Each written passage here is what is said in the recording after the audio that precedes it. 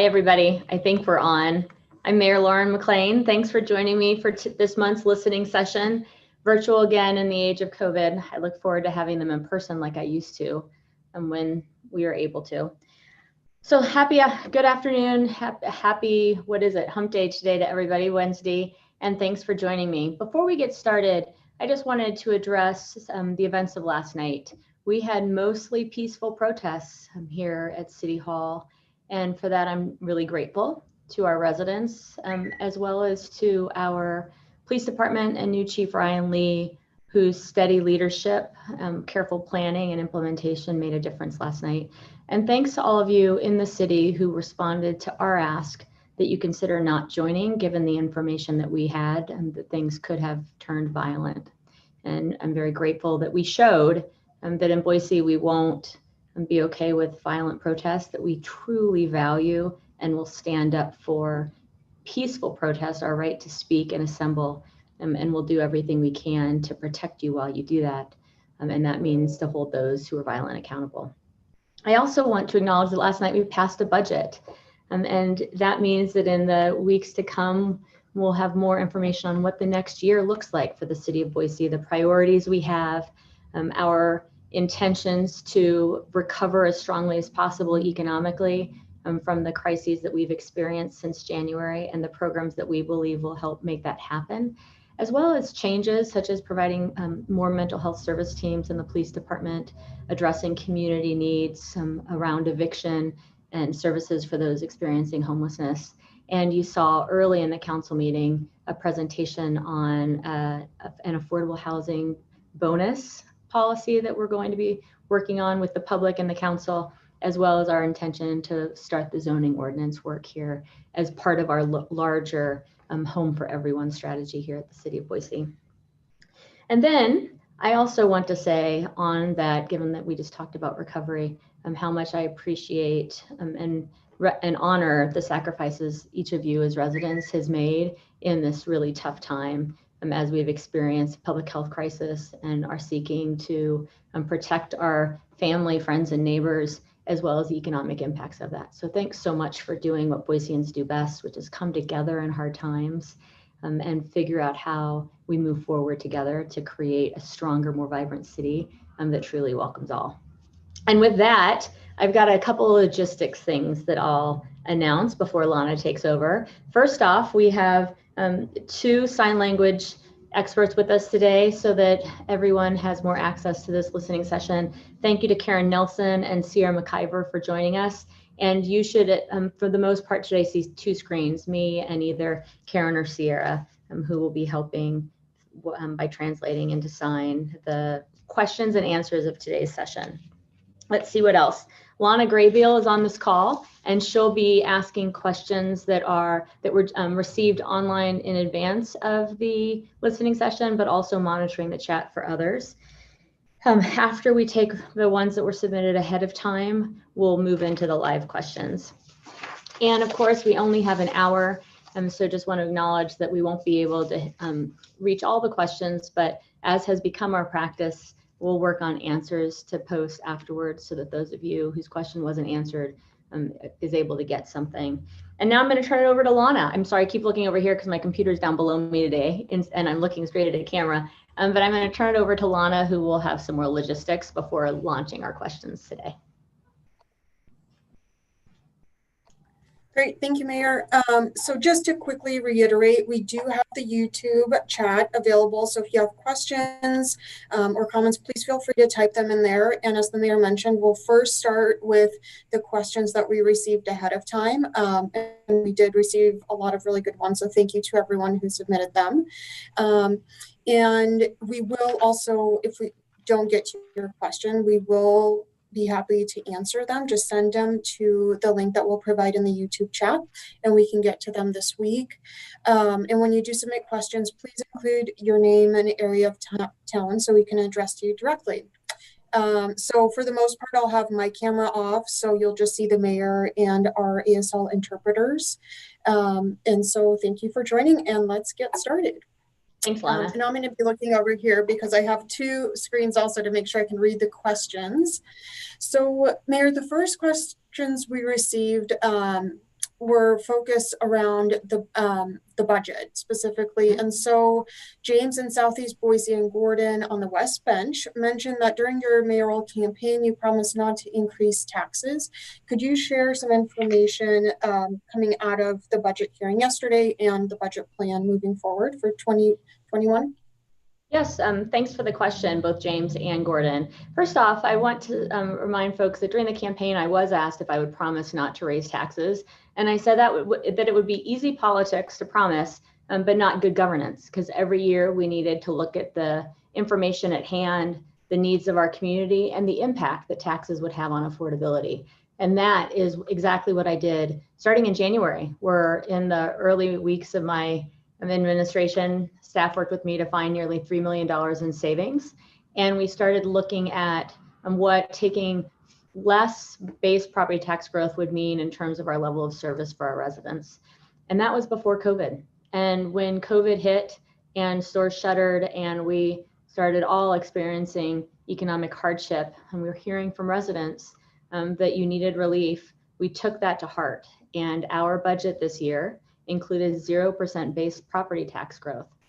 And what that means is that by not increasing our base property taxes, we can acknowledge that property taxes impact affordability and are our way to provide relief.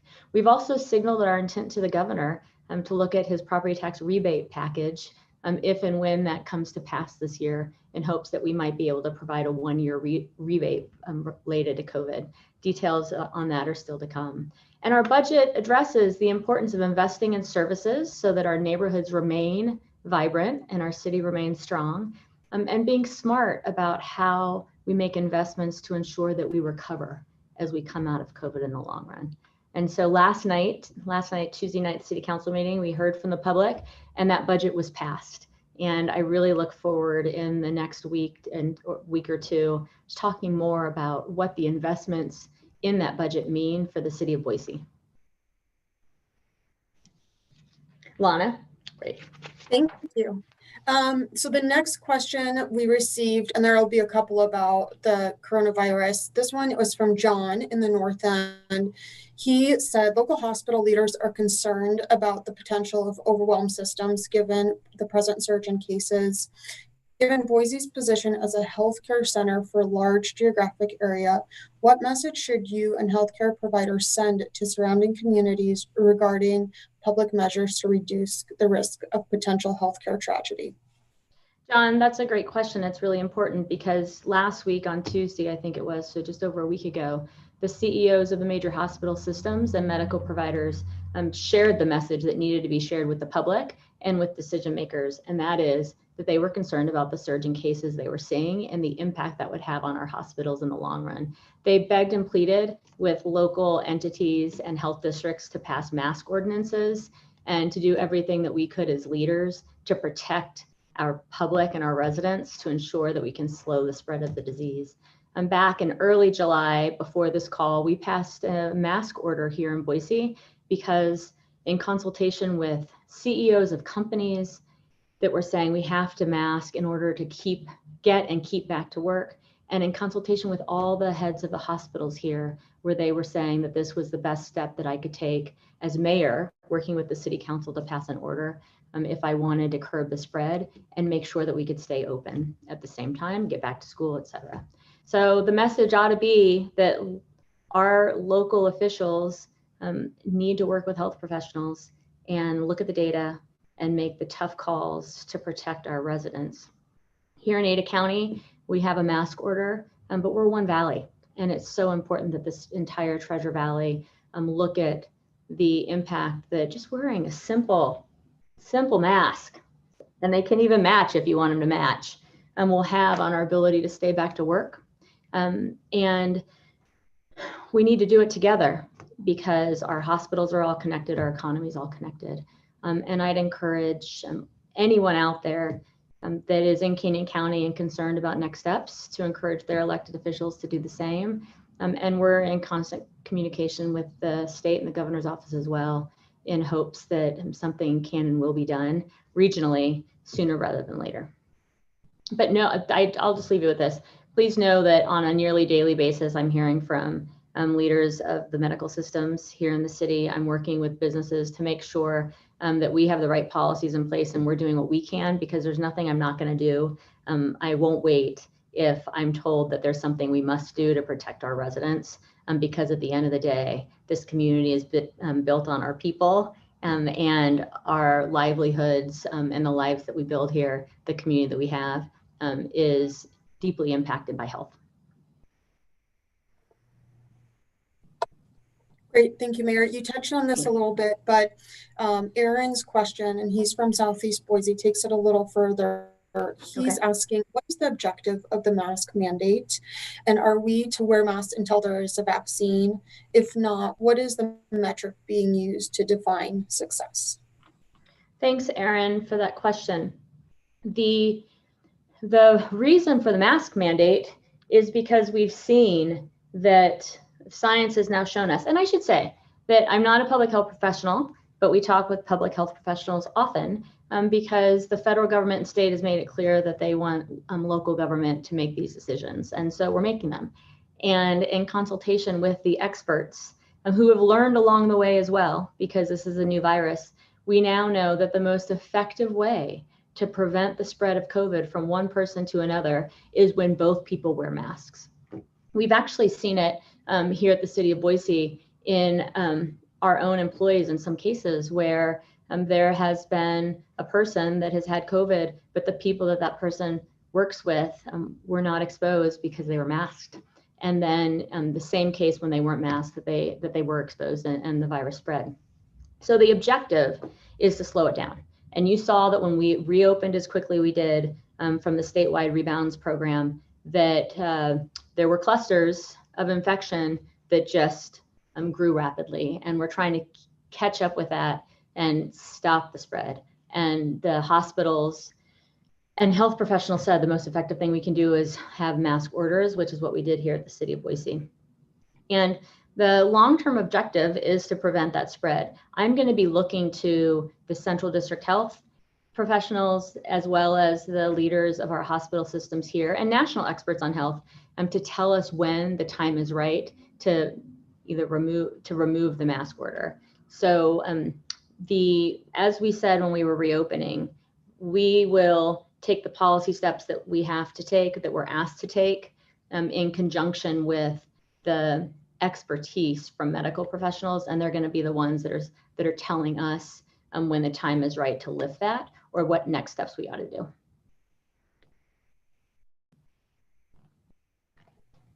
Thank you. To shift gears a little bit, Nadine from Southeast Boise has a question about climate change. She wrote, I do not believe climate change is a legitimate concern for Boise. I am concerned you will funnel money into solar power, electric cars, etc., taking jobs away from citizens of our great city. What are your plans to address this? So I actually believe that investing in clean energy will grow our economy.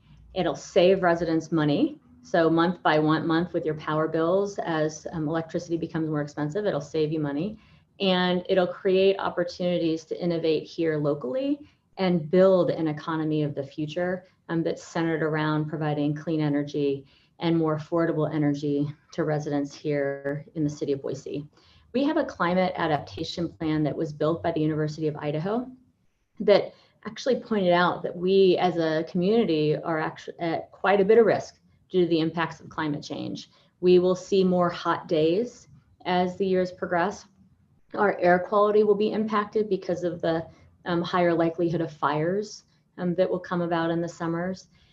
And we have the potential for drought in the long run too. So we have created a climate action division within our public works division to address all those things so that we're preparing for long-term impacts to protect our residents, as well as to innovate so we can come up with ways to save money for our residents, but also build an economy that's based on a climate adaptation, climate resilience, and being prepared. And we've seen in COVID, I would say too, that how important it is to be prepared, for unexpected changes, for surprises, et cetera. So this to me is really important, that leaders with the science they have our understanding of what's happening. And even Idaho Power has said they're going 100% clean electricity by 2040, that we do all we can here at the city of Boise to provide those benefits to each of you in our community.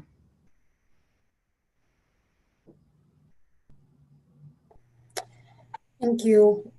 We also received several questions around your political ideology. Dan from the North End asked, what are your thoughts on Boise as a conservative city? Hi, Dan. Thanks for the question. It's interesting. I got a couple of those, so I'm thinking about how best to answer that. I mean, at the end of the day, city politics are nonpartisan politics. I believe that strong cities are grounded in policies that focus on people, that recognize the importance and connection that people have to the place in which they live, that strong economies are built on thinking about what's next in a community, such as trying to harness the opportunities that come from climate change.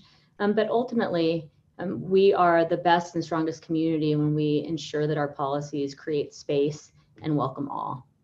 And I love the city deeply, believe that when we make decisions, putting people first and thinking about how we grow stronger neighborhoods, create opportunity for everyone, ensure that we have affordable homes for all budgets, then we'll be the city that many people, most people in Boise want us to be.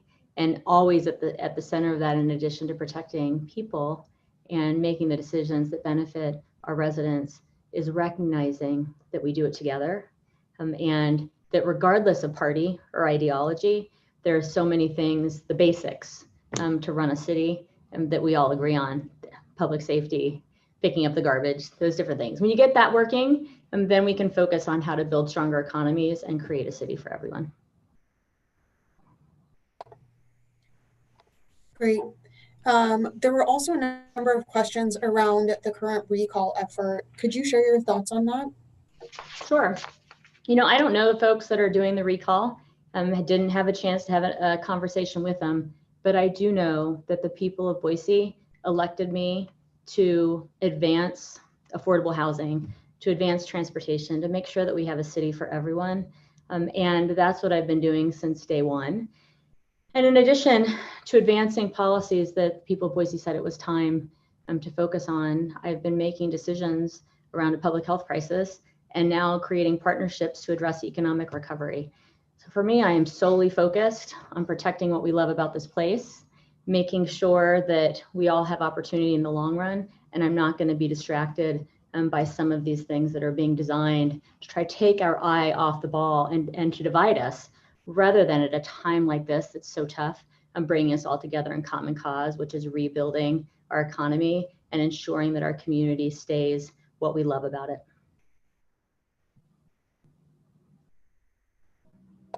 Great. There were also a number of questions around the recent protests in downtown Boise. Specifically, Cheryl from the West End asked, are you in favor of supporting BLM? And for those that don't know, that stands for Black Lives Matter, and defunding the police department? Hi, Cheryl, thanks for the question. Last night in our budget, we funded the police department at the level that they asked to be funded at, as we've said that we plan to do. There is always room for improvement, and it's important that we hear from all of our residents. And if there are concerns about mental health and the need for more social services and ways to build out community support outside of the police department, then I'm all for having those conversations and coming up with the solutions. Believe that public safety is very important. And at the same time, we've got to be responsive to the mental health, addiction, and other needs in our community. As part of the budget and working with Chief Lee, when he came on July 1st, he presented to us a way to maintain the funding in the police department and build out our mental health response and support services team. And that's what we passed last night. And on the protest, I should say, I started the listening session with a statement on it. But I truly value our right to speak our minds, to assemble. It's who we are as Americans. And regardless of what side individuals are on, we have that right to gather peacefully. And we will do everything we can to protect that right, to make sure that the peace is kept while people come together and speak their minds and tell their stories. And then ultimately, we will hold people accountable that seek to incite or instigate violence during protests. You saw last night, people came together. It was mostly peaceful. Truly appreciate the leadership of our new Chief Ryan Lee and the police department, who worked so hard to implement a plan to keep the peace so that we could protect those rights to assemble.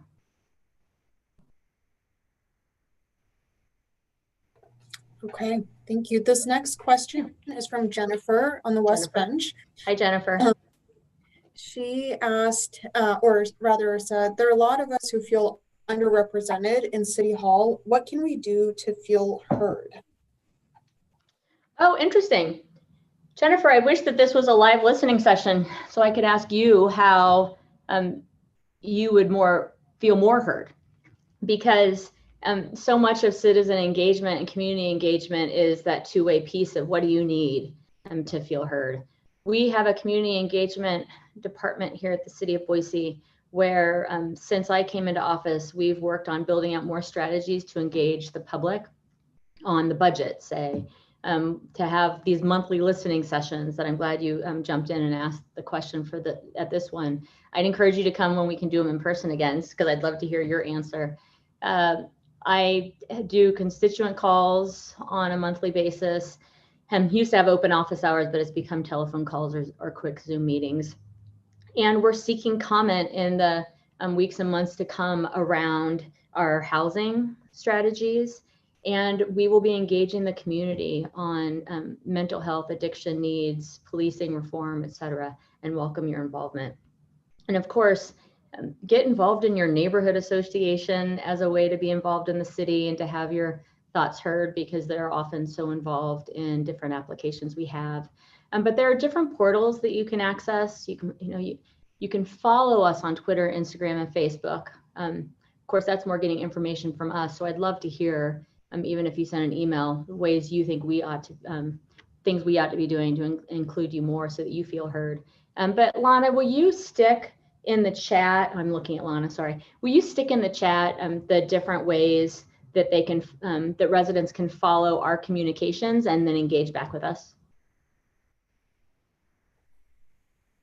Absolutely. And so I want to jump quickly to some of the YouTube questions. There's a discussion happening on YouTube right now about how— I'm sorry, what'd you say? There's a discussion happening on YouTube? Yes. Okay, that's great.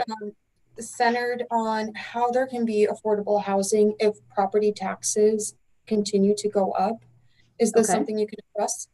Sure. Affordable housing is impacted by various different things.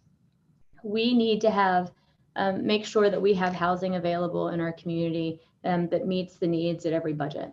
And so as a city, we've launched a housing land bank, or some will call it a housing land trust. We need to come up with that final name, so I always just call it the same thing.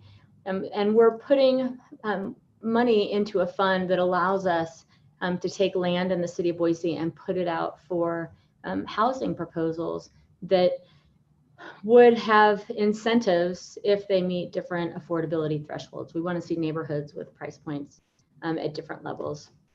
The ordinance that we discussed last night is a bonus ordinance where we would negotiate, let's say, along a transit corridor, less parking or more apartments, or more, I guess I shouldn't say more apartments, more density or higher buildings. I went like this, said the wrong word. In exchange for units that are at price points that we've discovered are needed in the region. So to address, and then we're looking at incentives for accessory dwelling units as extra units on top of your garage and your backyard, et cetera. So to address affordable housing, we have to look at this as an entire portfolio of ideas and recognize that there's things that we can do and then partnerships we need to have to do more.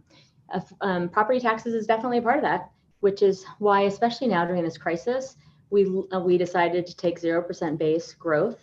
However, we have to be mindful that strong cities, if we want to remain a strong city in the long run, we have to continue to provide services to our residents, invest in our future. And so every year it'll be a balance of looking at the needs of the community and the investments we ought to make so that we don't fall backwards, and the impact that those property taxes will have on affordability. Thank you. Christine from, looks like she lives near Garden City. She asked, what is the timetable for the city council districts, and will they be ready for the next city council election in 2021?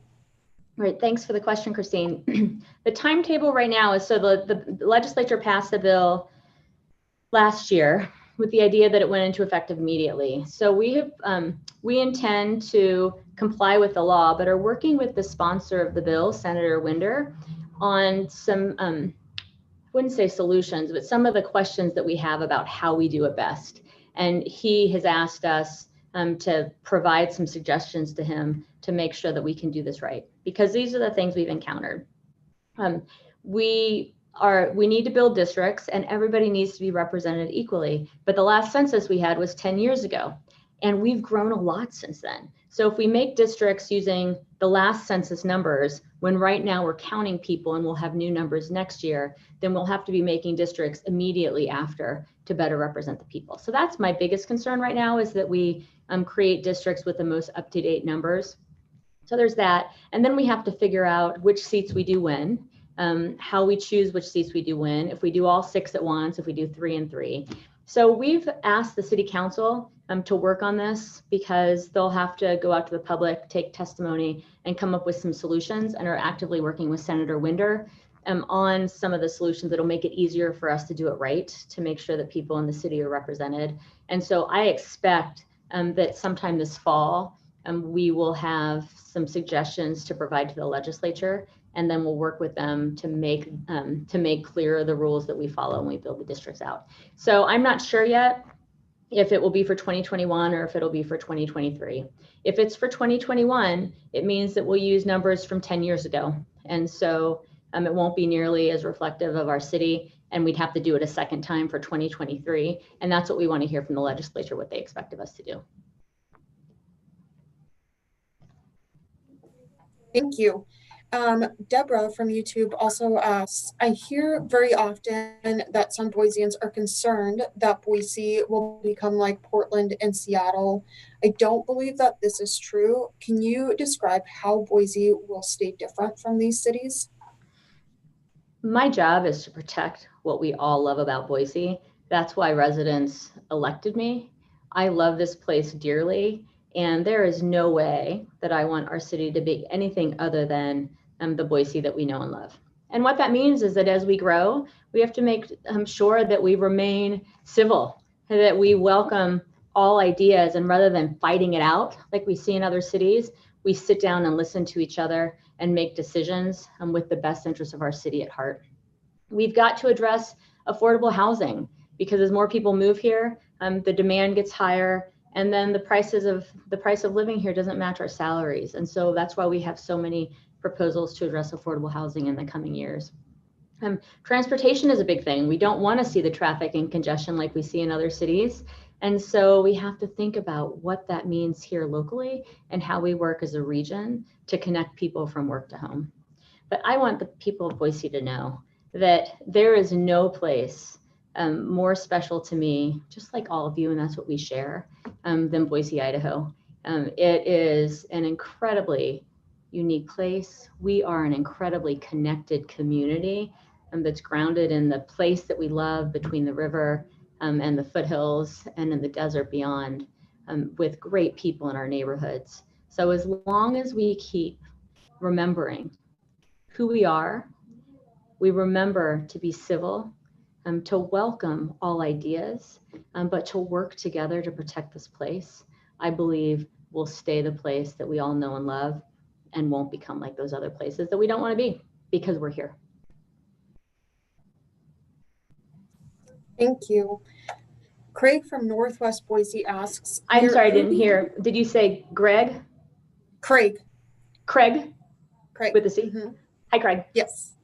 Okay. He asks, Mayor, who do you see as your boss, or who do you work for? And does your agenda match what your constituents want? Craig, I work for the people of Boise. And the people of Boise elected me in November and then in December to advance a vision that includes affordable housing, transportation, economic opportunity for everyone. And I come to this office, for a little while I came home every day to the home office, but now back here at City Hall, every day with that singular focus of making the decisions that are grounded in the vision we share of protecting this place that we love and addressing the needs of our residents with urgency and passion to make sure that we're a city for everyone.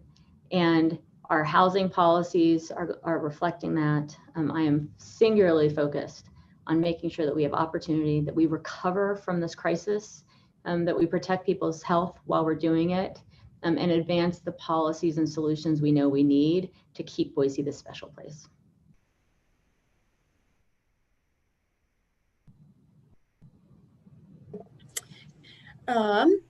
So this one is from Angela in Northwest Boise. She asks, Hi, Angela. do you recognize a connection between COVID spread and Boise residents' financial situation? Do you commit to lowering property taxes so that residents can survive? So science is showing that that people of lower incomes are more impacted by COVID. It's showing that nationally, and we're seeing that here in Boise as well. In fact, I should say the Treasure Valley, because the health districts are starting to track some of that, especially those of our residents who are in the service industries who were impacted the most right as we began to reopen. And then, of course, those residents who have jobs that got shut down quickly have the economic impact from the shutdown. And then the reopening has been slow for some industries. So while that's why you'll see me weighing the recommendations of public health professionals, because we have to keep our people healthy if we want to have a strong economy and recover resiliently in the long run. And it's also why you saw last night we passed a budget with 0% base property tax growth, because it's the one piece of the puzzle around housing prices that our city is able to impact. And so rather than originally, we were planning on taking 2%, and we decided once COVID started and we were hearing from residents, looking at the impacts and understanding that it was important to go with 0% base growth last night. Thank you, Mayor. This next question is long, but I just read through it, and I think it's really important to share George's full question and give us the context that he's provided. So I'm just asking everyone to bear with George on the central bench. So I'm just asking everyone to bear with me for just a second, but I think it's a really good one to address. Okay. So he said, as a new transplant, Boise's sense of community was a major draw for me. So far, I've only experienced a welcoming, helpful, great group of people, and I'm eager to help how I can. Yesterday afternoon, I rode my bike back and forth between the two groups gathered at the Capitol and VSU. Both groups struck me as caring deeply about our country and community. One group consisted of proud Americans supporting our police, and specifically, I saw a number of veterans who have lost friends, limbs, sleep, and much more for our freedoms. The second group was made up of inspired, mostly younger citizens who are concerned about the path our country is on, its past, how they can cause real change, and justifiably worried about the future, especially the scope of COVID and the current economic conditions. Both groups chose Boise as home. One question: while we all have our First Amendment rights and can yell and protest at one another, we can aim for a higher bar of conversation with each other. We are yelling so loud at one another, we can't hear each other. So what can you as mayor and city, and us as citizens, do to encourage dialogue between different people? This listening session seems like a solid first step. For example, what if the city designed a system where city representatives, a moderator, and a few people from quote unquote each side of the aisle sit at a table and hear each other out? We could even put tables between the protests. We can't expect the future to be clean if we aren't willing to have messy conversations. We are neighbors, we are community. We can understand and support each other if we put the effort in. George, thank you. And Lana, thanks for reading that whole question and the context in front of it. I actually really love the image, George, of you riding back and forth from one group to the other. And you get at the crux of who we are as Americans, and that is deeply passionate people about the places that we live, the country that we call home, and the ideals around that. And it's centered on our right to speak and assemble. I've traveled in places where you don't have that right, and it makes me realize, it has made me realize even more so how integral that is to who we are as individuals, as community, and as a nation. Because we can step out there and you can have a sign that says that you don't like the police while the police are right there taking care of you. You can have a sign that you disagree with the folks that are protesting across the street, and yell across the street if you want. But ultimately, George, you've got it right. And that is that yelling doesn't get us where we need to be. And while I was so pleased that last night the protests were peaceful because we had information that there were those that sought otherwise, it is so important to the future of our community, to the future of our country, that we listen, that we have those tough conversations, and that leaders lead afterwards, making decisions and then being held accountable for it. Yelling across the street is our right, but that was not what the rights were designed to do. They were designed to ensure that we had the opportunities to share our beliefs without being fearful of repercussions, all in the pursuit of a better place, a better community, better country. And that does take talking to those that you don't agree with, listening to those that you don't agree with, allowing your leaders to listen to those that you don't agree with, because they'll listen to you too. And then recognizing that leaders have to take that information and make decisions for the betterment of our community. These listening sessions, when I ran for office, people would say, well, all you're doing is listening and you can't lead. All you're doing is listening. And my idea with this was that, grounded in our practice as Americans of ruling ourselves by the people for the people, is the importance of listening and understanding where divergent viewpoints are, and then taking that information and making decisions in community with those with whom we live. And have had monthly listening sessions since becoming mayor, and I had them as a city council person, and then even more so when I was running for office, because I believe that getting people in the same room, which I miss dearly and can't wait to be able to do again, from different neighborhoods, in different neighborhoods, with different ideas, is so important. Not only so that I can hear you, but also so that you can each hear each other. And we will continue to have protests, and we will continue to be pushed, because we must do that. As leaders, we have to expect it. As residents trying to seek change, it's a tool. But the yelling isn't the way we move forward. It's the conversations we have afterwards. And I have actually, with our team here at the City of Boise, and with people in our community, we've begun to look at how we could have some community conversations around the very calls that we're hearing right now, particularly around the need for more support for mental health needs, addiction needs, and the impacts that has on the long run on policing. And then to make sure that everyone in this community feels safe, we have to hear from them what it is that makes them not feel safe, and determine what policy changes we ought to try and we need to make in order to address that. And last night, I hope you heard from the City Council that we're committed to doing just that in the weeks and months to come.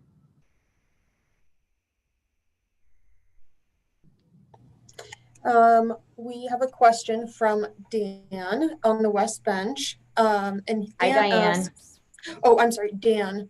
Dan, hi, Dan. Yeah.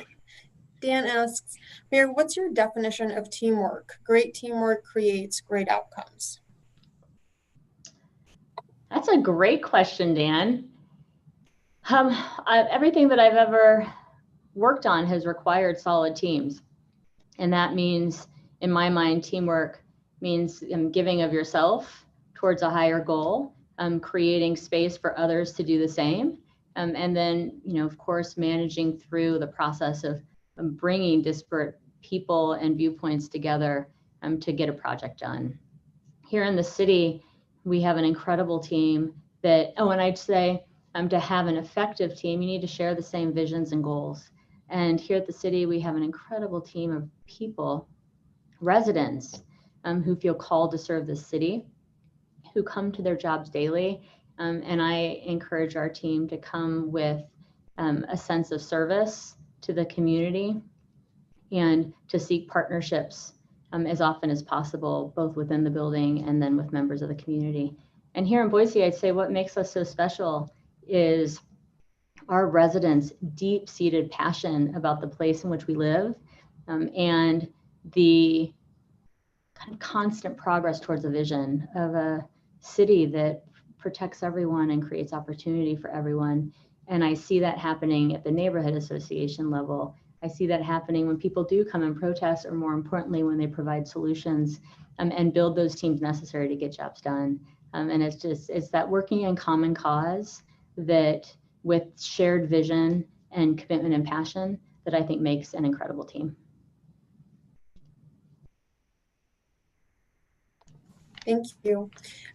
Dustin, it doesn't say where he's from, but Dustin is asking, can we get the Boise PD to ban no-knock raids?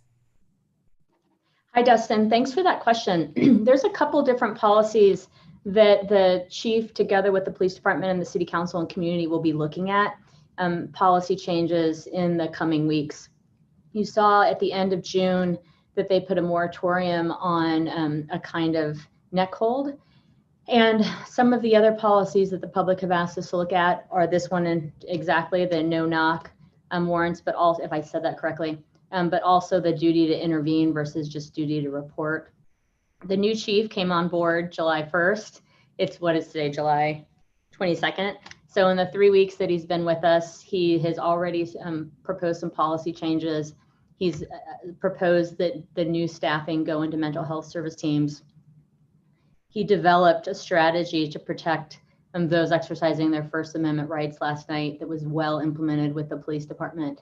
And he's moving into conversations around policy changes or recommendations with his police department that he will then propose to the council and myself.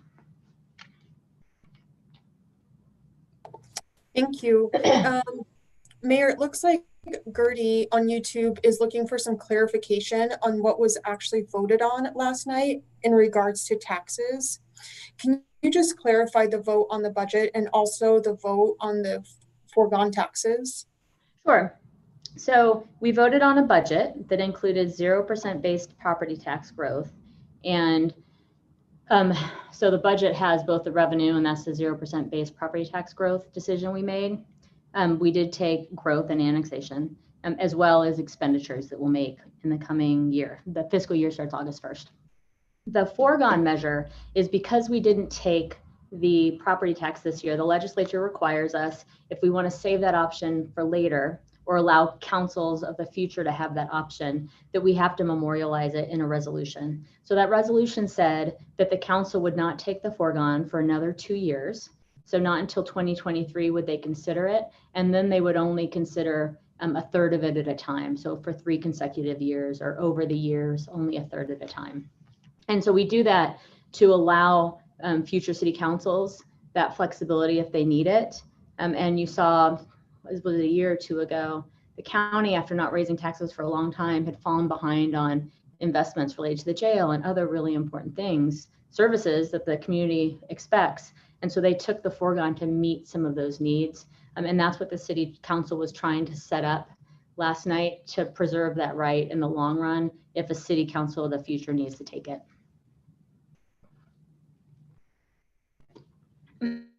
Thank you.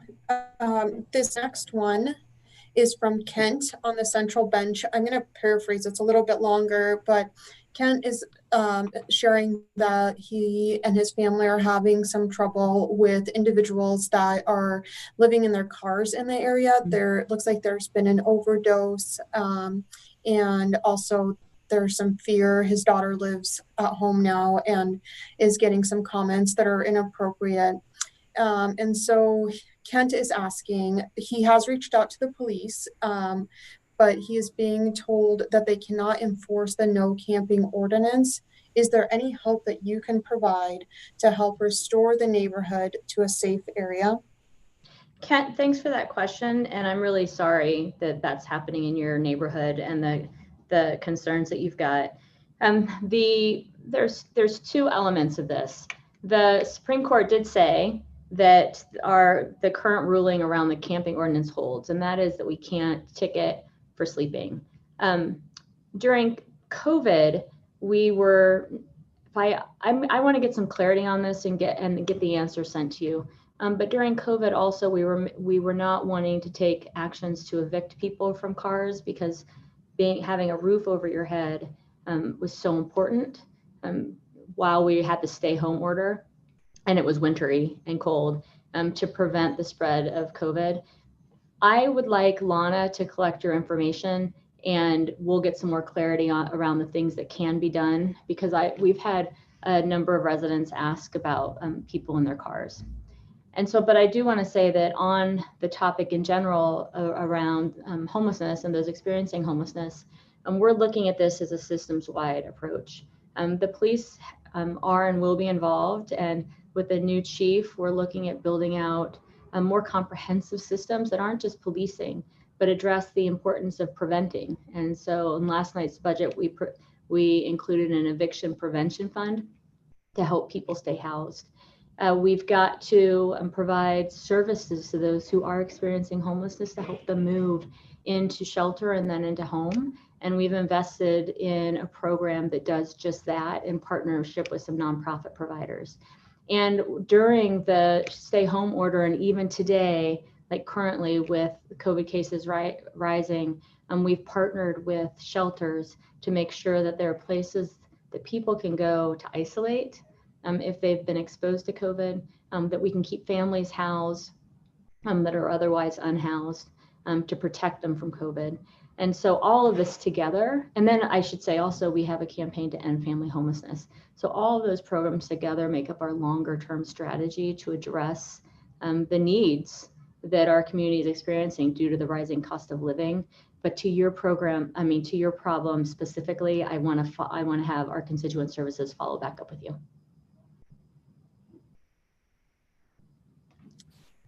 We'll do that, Mayor. We'll take Kent's Thanks, Lana. We'll be sure to email or connect with him directly.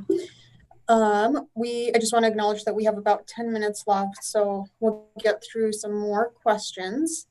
Corrine, and I hope I'm saying your name right, Corrine, from downtown Boise asks, do you support bringing guns and weapons to a protest, specifically what we've seen in downtown and City Hall? And do you know if the police department also supports these protesters who have guns, which they're saying is to protect private property or aid the police force?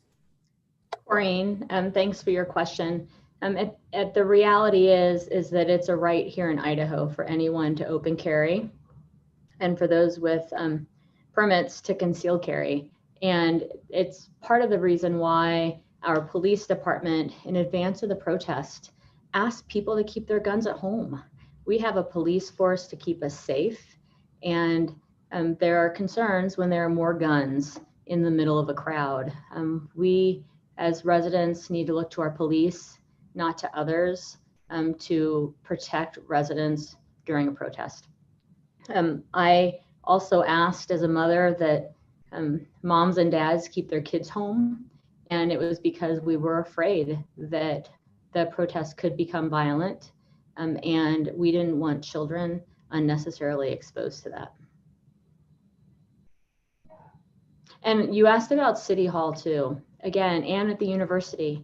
The legislature has made it clear that guns are allowed in both places. And many people will say, and I share their concerns, that it can be intimidating and it doesn't make everyone feel more safe. We've had people in our chambers carrying, especially when we've had, last night it didn't happen, but in past evenings it has happened when there have been protests outside. And I just refer you back to the chief of police's request that when people are protesting, they leave their guns at home. Right. This next question is from Katie, and she lives in a foothills neighborhood. She asks, how can we get our sidewalks fixed? They're all broken up and cracked in our neighborhood. Also, in general, I would love to see a completion of sidewalks on Hill Road and more bike lanes in the city and neighborhoods. Hi, Katie. Thanks for your question. On the sidewalks, there's a multi-part answer because it depends on what kind of neighborhood you live in. If it's a neighborhood where some neighborhoods have private streets and so private sidewalks, and then the neighborhood's expected to take care of it. Here in the city of Boise, we're unique in that we have a highway district, the Ada County Highway District, and they oversee the streets, the sidewalks, and the bike lanes. So if the highway district has a program for fixing beat up sidewalks, but I'm not sure how it works. I bet Lana or someone could get you the contact information for the highway district so you can ask that question. And then over the years, we've also had grants through the city of Boise for neighborhoods that organize and making a request to either fix or build new sidewalks. And then finally on bike lanes, I share your interest in seeing more, and we're working closely with the highway district and their bike advisory committee and their bike planner to move as quickly as possible to put more bike lanes throughout the city. And that's something that, you've seen a couple downtown that the highway district has done recently. Hill Road is often a point of conversation, and the highway district has bike plans for every neighborhood. And so it's a matter of funding and then implementing. And they come to us at the city, so they come to city council meetings and present their priorities, and then we often will weigh in, asking them to prioritize bike lanes, sidewalks, and other things. And then the final thing I'll say on sidewalks is when new development occurs, the city council has a history of requiring that sidewalks be put in. And sometimes you'll hear from an applicant, well, there's not sidewalk on either side, why should I do it? And the reason that the city council asks developers to put the sidewalk in, even if it's just for a block or half a block, is that over time, the vision is to see the rest of the sidewalk filled out.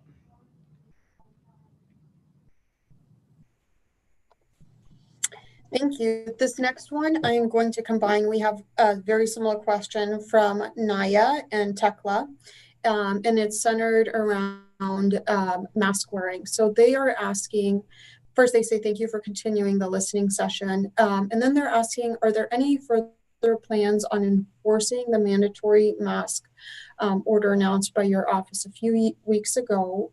Is there any partnership with the school district? Shouldn't the school district be mandating that students wear masks? And or partnership with Ada County regarding the mandatory mask rules? There are a lot of places, including employees and businesses, who are not following the orders. So thanks, Naya and Tekla, for that question. We passed the mask order early, and then the Central District Health passed it a week or two later. And so now it's their order that kind of preempts ours. Both the Central District Health and the city in their order make clear that we're going with education first, because the only way that we can enforce it is to write a misdemeanor rather than an infraction. It's just a quirk of Idaho law right now. And so in our order, we said that we would focus on education first. And what we've seen since we instituted that is, while there's still people that don't comply, the compliance rate has grown exponentially. And we really appreciate businesses that have been willing to institute it for their employees. And in the same way that I think many businesses appreciated that we said it was necessary so that they could then put the sign on their door. But we recognize there's still not 100% compliance. We had social distancing ambassadors during the stay home order, and we're doing the same thing now with masking. And working with Central District Health, because if there are concerns about particular establishments that are licensed by Central District Health, they want to know so that they can have a conversation with them about the importance of following the order. Then you asked about the school district. In speaking with the superintendent last week, it's my understanding that as long as an order is in place at the county level or the city level, the school district intends to follow that as well. And I'd just say, in closing on that, thanks to everyone in Boise who so quickly and willfully complied, because people said, some people will say that we just need to do it, that you just need to encourage personal choice, et cetera, do it, and people do it. But what we've seen is that people start to wear the masks when the orders are in place. So really appreciate Central District Health for looking at it countywide, because doing it just in one city, while important and makes a difference, and I expect that we'll see that in data very soon, we need to do that beyond our own city borders because of the back and forth that we have in the region.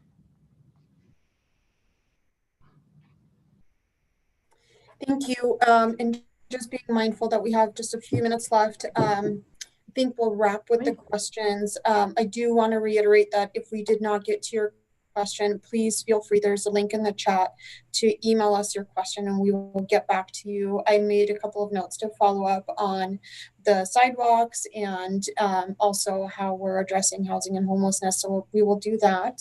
But I wanted to leave a few minutes for you, Mayor, if you had any wrap up comments that you wanted to share with everyone. Sure. First, I want to say thank you, Lana, for the follow-up that you'll offer to our constituents, and to Karen and Sierra for signing the session today. And then to all of you that submitted questions in advance or submitted questions in the text. I really value these sessions. I wish I could see your faces instead of just looking at a camera, but really value the sessions because it gives me a sense of what matters to you. And then it gets me thinking about the steps we ought to take to make sure that we're doing everything we can here to protect public health, to take into account the needs and sacrifices that our residents have made and the importance of economic recovery, and ultimately into the policies that we ought to consider and the solutions we need to provide to address the needs that you have in this city. And as George said, listening to people is so important, and the best and most important way that we can as a community move forward is to continue to be willing to listen to each other and to make decisions together that move us forward. So really appreciate this hour and look forward to joining you again in August, and I'll leave it there. Be well, everybody. Take care.